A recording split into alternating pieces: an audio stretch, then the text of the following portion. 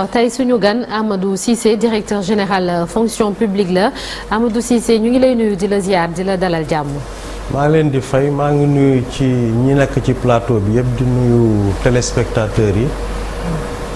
merci beaucoup jërëjëf Chérif ñu bàyyi la nga tàmbali waxtaan bi. directeur général waxtaan bi li ko waral nag mooy greffier yi. gis na ni fan yi surtout ñi nekk ci SYTJUST. daanaka ay semaine nga ni ñuy grève rek dàbbaliwaat nañ sax beneen 48 heures. ndax réeroo bi am seen diggante ak ministère bi ñu dénk wàllu fonction publique yow ngay directeur général. de la fonction publique jëm ci wàllu grève. ci B2 la bac plus 2 bi ngir ñuy am yokkute. yéen da ngeen a bëgg a imposer ñu tàggataat leen. waaw. lu tax loolu. waaw li tax mooy maanaam administration dafa am ay règles yoo xam ne moo ko tënk. am na lu ñuy wax loi 61-33 nga xam ne mooy laytaay gi nga xamante ne agent de l'État yëpp fonctionnaire yi ci lañ topp. ñoom ci foofu lañ leen di àtte ñoom ak ñi nga xamante ne ñëpp ay fonctionnaire lañ. mooy ñi nga xam ne ñoom ñoo bokk génn ak ñoom CFJ wala ñi nga xam ne dañoo génn ENA. wala muy ay enseignants. waaw donc population fonction publique yëpp je peux dire 175 000 agents yëpp pratiquement c'est le même principe lañ leen di appliquer. maanaam boo waree jógee benn niveau boo xam ne dañ ne bac plus 2 la ñu tijji formation ñu créer benn corps bu bees boo xam ne dañ ne niveau bi léegi licence plus 2 ans de formation la.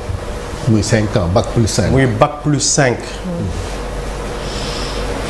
loi 61-33 dafa wax ne loolu dafay laaj mu am une formation professionnelle complémentaire pour que ñi nga xamante ne dañoo war a génn ci bac plus 5 méngoo ak ñi nga xamante ne dañoo ne woon ci bac plus 2 bu fekkente ne ñooñu formé nañ leen parce que mënoo jël ci benn corps ñu ne licence plus 2 ans ou bac plus 5. am ñu ne ñoom bac plus 2 lañ léegi nañ leen verser directement ci corps bac plus 5 bi sans formation loolu mooy réeroo bi. loolu mënut a nekk à votre avis yow. loolu moom à l'état actuel de la législation maanaam texte yi ni ñu ko tëggee ak présentement loolu mënul ne. malgré seen expérience. malgré seen expérience am na lu ñuy wax la valorisation des acquis de l'expérience. mais loolu du loo xamante ne commencé nañ ko appliquer ci fonction publique. valorisation des acquis de l'expérience mooy nga ne man def naa métier bi 15 ans am naa ci expérience. léegi comme yow amoo ci diplôme par exemple. amoo ci diplôme da nga jàng sur le tas comme ça nga am ñu indil la par exemple un mécanicien ñu indil la benn moteur tas ko carrément. ne la monté waatal moteur bi nga mettre ko en marche. nga réussir ko ñu ne la ah yow kat am nga niveau ingénieur dañ lay délivrer un certificat ou un diplôme d'ingénieur. loolu États-Unis la am ñoom il fonctionne comme ça mais fii Sénégal dañ lay laaj diplôme. soo ne mécanicien la dañ lay laaj ndax yow da nga am un BTS wala un BEP et cetera. c'est la même chose ici greffier hiérarchie A2 dañ ne da ngay duggal licence nga fay dugge ñu former le 2 ans nga génn doon greffier A2 mais mënoo rester dans les mêmes conditions de greffier B2 bëgg ñu yóbbu la greffier A2. ñoom dañu war a defaat concours wala. non defuñu concours c'est-à-dire loi bi dafa prévoir ne dans ce genre de situation. et c'est d'ailleurs compte tenu de leur expérience. moo tax ñu ne leen yéen du ngeen def formation 2 ans. vous allez faire une formation de 12 mois. te formation 12 mois boobu maanaam dañ leen ko yombal et c'est pas la fonction publique qui forme, c'est le CFJ, le centre de formation judiciaire qui relève du ministère de la Justice. Donc problème de formation bi c'est un problème du ministère de la Justice et du CFJ. Nous, notre rôle, c'est de faire en sorte que les lois et les règlements soient respectés et soient égales pour tous, pour tous les agents. Mais c'est l'État bu dee mbiru état nag xaajuloo am ci wàllu ministère de justice parce que ñoom seen ministre tamit ba mu dajee ak ñoom li mu leen wax sax mooy daanaka patate chaude bi yéen la ko renvoyé waat mu mel ni kon gigante sax am na ci ministère yi. waaw non c'est un même état. waaw c'est un même état. Oui. Mais xam nga ñun suñu repère mooy les textes yi nga xamante ne signé nañ ko te mu nekk en vigueur boo jëlee le décret qui organise le CFJ, ce décret-là prévoit la formation. Nga jël le statut particulier des greffiers, des agents de la justice. Ce statut particulier qui est actuellement en vigueur prévoit la formation. Donc je pense que la voie qu'il faut emprunter, pour moi, c'est peut-être aller vers une réforme. Parce que les lois ne sont pas éternelles ad vitam aeternam. Loi 61 moom. Voilà, loi 61 xam nga yàgg na. D'ailleurs, nous sommes dans une dynamique de mettre en place un nouveau droit de la fonction publique avec des innovations. Am na tey ñu lay wax ne ñoom dañu bëgg aussi comme les dames ont congé de maternité ñoom aussi congé de paternité parce que dañuy bëgg bu ñu amee doom aussi jege ko di ko toppatoo.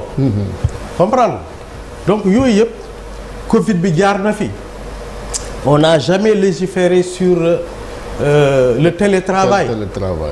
Pendant la Covid nous on l'a expérimenté. On a fait du télétravail. D'accord. Et on a été triplement plus rentable. D'accord, mais boo la déggee genre dialogue de sourds la ñoom greffier yi bu fekkante ne yéen waxtaan amul seen biir parce que depuis qu'on a annoncé que yaay invité bi déjà ñu ngi ñuy bombarder des questions mais ni déjà y a absence même de cadre de dialogue. Non. lu ñu yónnee nii bu ngeen toogoon xëy na autour d'une table. yéen ngeen waxtaanee ko seen biir. Non xam nga l'affaire là date depuis 2018 dafa yàgg. Depuis 2018 ils ont refusé de faire la formation. Bon, parce que am na yu ñu ciy wax yoo xam ne moi je ne peux pas m'engager dans ça mais en tout cas man ci li ma mën a tënku mooy texte yi nga xamante ne c'est en vigueur ñu signé ko li ci ne laa leen mën a wax. Ils sont astreints à faire la formation complémentaire professionnelle pour ñu relever ces niveaux hiérarchiques. Mais kan mooy gérer li nga xamante ne mooy coût yi war a aju ci formation bi est-ce que c'est l'État qui prend en charge wala ñoom ñooy fay comment ça c'est organisé? Non le CFJ c'est une école de formation de l'État. Oui. Donc tout ce qu'on leur demande c'est d'aller au CFJ et de subir une formation. Ils ne payent rien. Voilà, il ne paye rien. C'est à la charge de l'État. Alors monsieur Cissé li ma bëggoon xam mooy li Chérif doon waxaat sànq rek. ndax ñoom waa SYTJUST par exemple ñoom ba tey ñoom ministère fonction publique la ñuy indexé. nee nañu que ministère de la justice li mu waroon def xañ na def na ko waaye ministère fonction publique moom moo toppul. en fait loolu lañ mënta comprendre deux ministères benn gouvernement nan la mën a amee ñàkk a déggoo si on peut l'appeler ainsi. waaw xam nga. ci aspect boobu dafa am loo xamante ne daf ci am mooy ñoom dañu def ay diisoo ak seen ministère après ñu envoyé fonction publique benn projet boobu disposition yi ci ne c'est contraire aux dispositions actuelles maanaam dañu bëgg ñu épargner leen la formation reverser leen directement. Alors le ministère de la fonction publique a fait ses observations sur ce texte pour dire qu'à l'état actuel de la législation on ne peut pas, n'est-ce pas, déroger à cette formation. C'est ça le problème. Donc nous administrons tous les agents de l'État. Si vous prenez les infirmiers et les sages-femmes, ils sont passés de la hiérarchie B4 à la hiérarchie B1. On leur a fait subir une formation. Ils sortent avec un diplôme qu'on appelle le précis. Et c'est sur cette base qu'ils sont reclassés. Monsieur le directeur, xam nga document synthèse bi. Ouais. C'est jeudi 23 mars 2023 la woon. ñoom dañu jàpp ni yéen démontré woon ngeen ni justement mën nañoo jógee ci greffier yi nga xamante document bi kan moo ko produire. c'est le directeur des services judiciaires. la ñu wax moom moo démontré ni que c'est possible. moo démontré que c'est possible maanaam reclassement boobu jógee ci hiérarchie B2 dem ci A2 sans jaar ci formation. ci ban anam. Voilà. ci ban anam la wax ni c'est possible. ah. ma ne ci ban anam la wax ni c'est possible. non par rapport ak expérience bi nga doon wax quoi mooy option yi nga xamante ni gis nga ko nee nañ. pour sortir de crise quoi ci ay option gis nga mi ngi nii. non dernièrement ils ont parlé d'option boo xamante ni ngir génn ci boobee crise. xam nga tenir nañ une réunion. waaw. Au cours de cette réunion on a exploré des pistes de solution. pour solution am. waaw pour solution am. waaw ñu bañ a paralyser système judiciaire. voilà ñu ne première approche bi. Ça peut être une approche globale puisque la règle elle est générale et impersonnelle, elle s'applique à tout le monde. mënuñu di appliquer lii infirmiers yi ak sages-femmes yi di ko appliquer enseignants yi di ko appliquer techniciens supérieurs de santé yi au même moment ñu ne greffiers yi non ñoom duñ leen appliquer loolu. Ça crée une rupture d'égalité au sein de l'administration.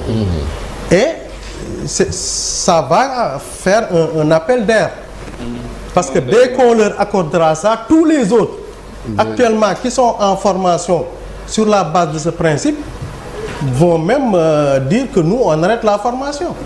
Actuellement, pour les maîtres d'éducation physique et sportive, ils sont un périmètre de 1000. Ils sont en train d'être formés sur le même principe. Il y a une première cohorte de 300 qui est en train d'être formée. Mais le reste, dès qu'on va déroger certainement à ça pour les greffiers, mais ils sont en droit de dire nous aussi, bon. Et pourquoi on nous applique ça? Donc c'est cette crainte-là d'avoir 2 poids 2 mesures et de chambouler carrément l'architecture administrative. C'est ça l'enjeu en fait. Mais c'est pas le fait de leur accorder une dérogation ou de modifier la loi pour que tout le monde se retrouve dans une situation égale. Alors c'est ça. Abdoulaye Cissé ñoom ñëpp nekk au même niveau d'information parce que ñu ci bëri dañuy génn peut-être dañuy wax est-ce que bu ñu comprendre woon li nga xam ne moom moo tënku ci ginnaaw donc li ñuy wax dinañ ko wax. waaw non xam nga kiy ñaxtu moom boppam rek la gis mais ñun dañoo tëddee njaaxaanaay parce que on gère toute l'administration on ne gère pas que des greffiers. Les enseignants rek sont plus de 100 000. Et on leur a toujours appliqué ce principe. Maintenant, l'autorité qui a le pouvoir peut décider de déroger à une situation. Mais quelles sont les conséquences après? Qu'est-ce qu'il y a derrière? C'est pas le fait de déroger et de leur accorder une dérogation qui pose... C'est possible. Mais qu'est-ce qui va suivre après? Qu'est-ce qui va suivre après? Vous voulez dire financièrement? Parce qu'au même moment, nous avons astreint des agents de l'État qui étaient même dans une même logique. Les maîtres d'éducation physique et sportive nous ont dit mais ñun éducation physique la ñuy jàngale dañoo ne woon di jàngale au niveau des collèges alors que ñun suñu intervention dafa war a yem ci élémentaire. Mais yéen a ñuy utiliser ci collège mais donc ñun dañu bëgg ngeen def ñu ay professeurs de collège mais le métier n'a pas changé en réalité. On a relevé le niveau yóbbu leen professeur de collège mais ñu ne leen da ngeen di def. foofu sax ça se justifie. mais déjà yaa ngi wax loolu mais gis nañ ko ci rémunération yi ñoo xamante ne ñoo tolloo grade la ñu am ñeneen duñ ko am jàngalekat yeeg yéen sax loolu waral coow li donc. bu fekkante non quand même pour ce qui concerne le système de rémunération. moo fi chaque jour nga dégg jàngalekat yi seen plateforme ak seen point ñu souligné. non c'est-à-dire on a procédé au rééquilibrage par la hiérarchie. Parce que augmentation yi ñu mujjee def mooy l'indemnité spéciale complémentaire c'est de 80 000 à 300 000 mais c'est de la hiérarchie la plus basse à la hiérarchie A1 c'est étagé. Bon maintenant d'un ministère à un autre quand même il y a des avantages. ñu nekk finance ak ñu nekk. voilà c'est ça le problème. oui Ablaye oui. oui juste pour dire yaa ngi wax sànq ci ci VAE bi validation des acquis de l'expérience di joxe ni États-Unis la mais il faut dire que am na fi il y a un important programme du gouvernement le PEJA. qui est le programme employabilité des jeunes par l'apprenti qui permet à un menuisier un mécanicien un autre artisan. de valider ses expériences ba ñu jox ko un certificat ou un diplôme en tout cas. buy wane équivalence bi je pense que ça existe déjà mais ma question comme yow yaa yore fonction publique bi yëpp ça nous permet exemple bi nga xam ne moom a ñëwal c'est les volontaires de l'éducation qui avaient été créés ce corps avait été créé il y a 20 ans tey volontaire amatul par exemple te pourtant passé nañu à un grade supérieur ba ñu insérer leen est-ce que ce même modèle là bu fi jaar mënula justifier aussi ñi nekk ci circuit bi dans d'autres corps par exemple puisque yow yaa géré yooyu yëpp. Est-ce qu'on ne peut pas s'inspirer de ça. Comme quoi, pour les faire avancer. Pour faire avancer. Parce que les volontaires de l'éducation, ils étaient recrutés comme volontaires de l'éducation. On sait ils avaient une pécule de 50 000 francs. Ils sont tous aujourd'hui enseignants. C'est-à-dire enseignants de l'élémentaire, la normale. Donc ils ont évolué en grade. Et aussi avec la situation financière. Les greffiers aussi, est-ce que par la validation des acquis de l'expérience, mënuñu aussi aspirer à cet avancement-là. C'est ça que je dis. Je dis que en l'état actuel de la législation, au niveau de la loi 61-33, le recrutement par qualification professionnelle n'est pas possible. C'est-à-dire que vous avez une compétence professionnelle, on vous recrute sur cette base. C'est pas possible parce que ce qu'on vous demande, c'est un parchemin. Alors aujourd'hui, dans la fonction publique, on n'applique pas la VAE. Peut-être au niveau de l'enseignement professionnel, il y a des décrets au niveau de l'enseignement professionnel. En wolof, monsieur Cissé. Voilà, mais aujourd'hui, dans la fonction publique d'État, ce procédé-là n'est pas encore en vigueur.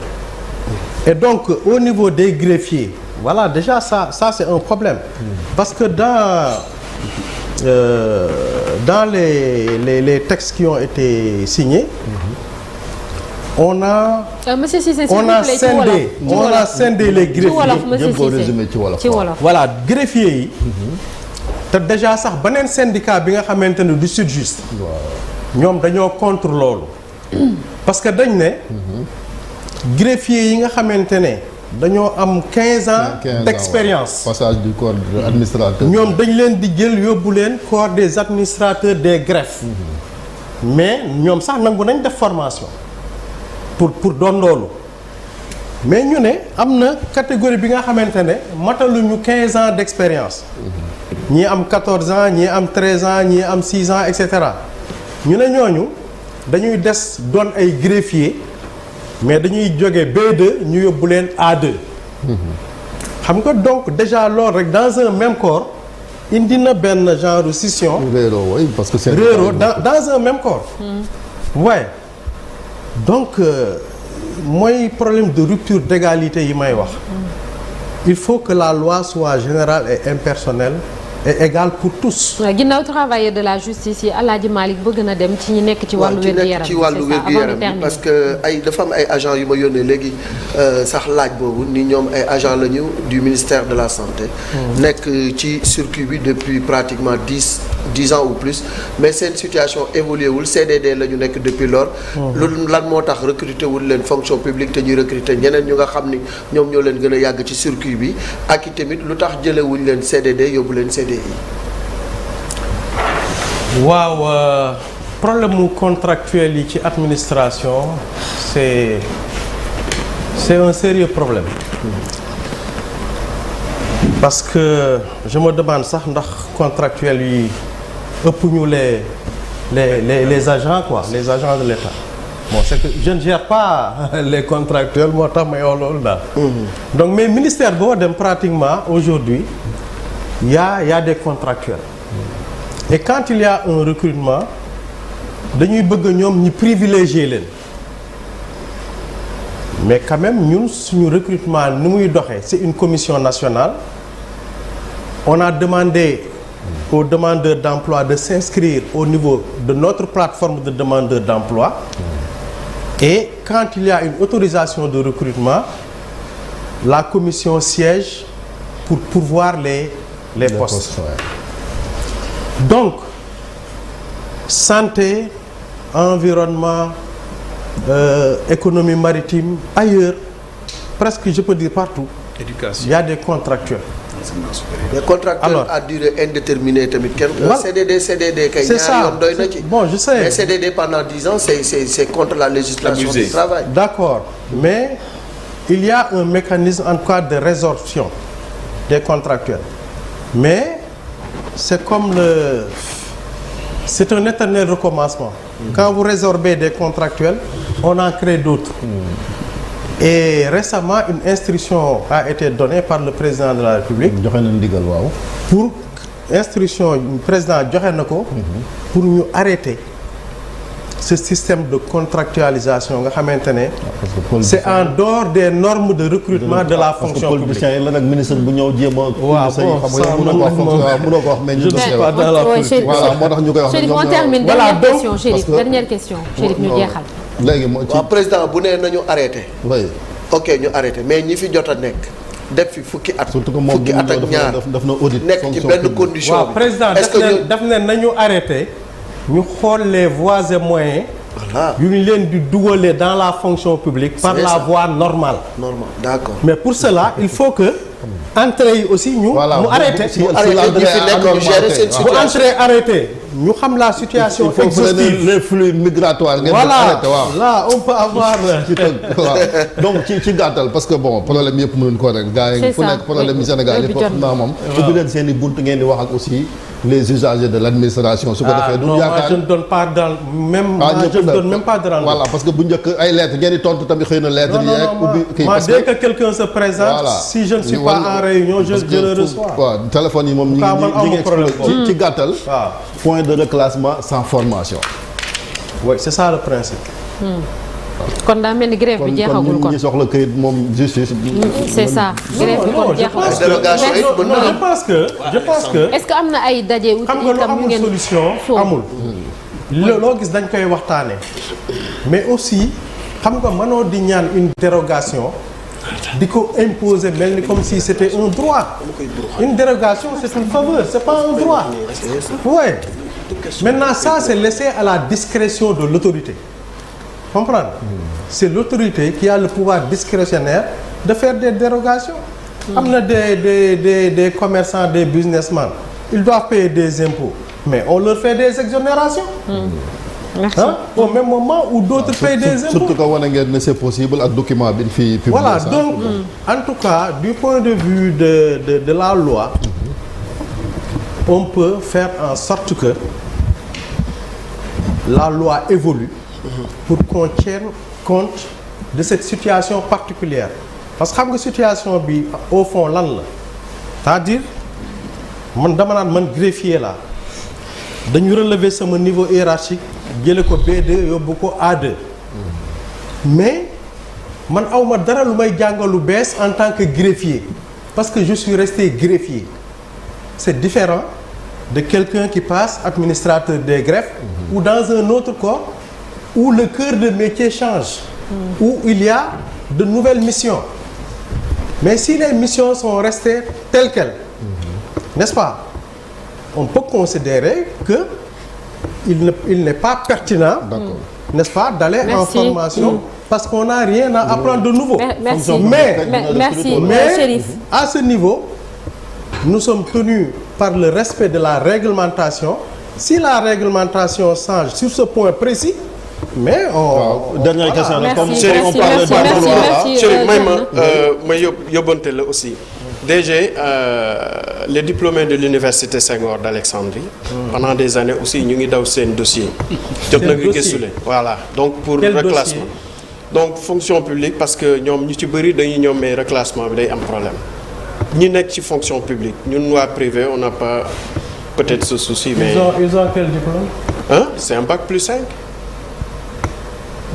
non dinaa leen wax ñu seet si la. parce que merci beaucoup Ibou. dinaa wax ñu seet si la. merci Amadou Matar Cissé nekk directeur général fonction publique ñu ngi lay sant di la gërëm bu baax a baax. merci bonne journée à vous. je vous remercie. ñu jàll ci l'observateur ak record li ñu xëyee tey.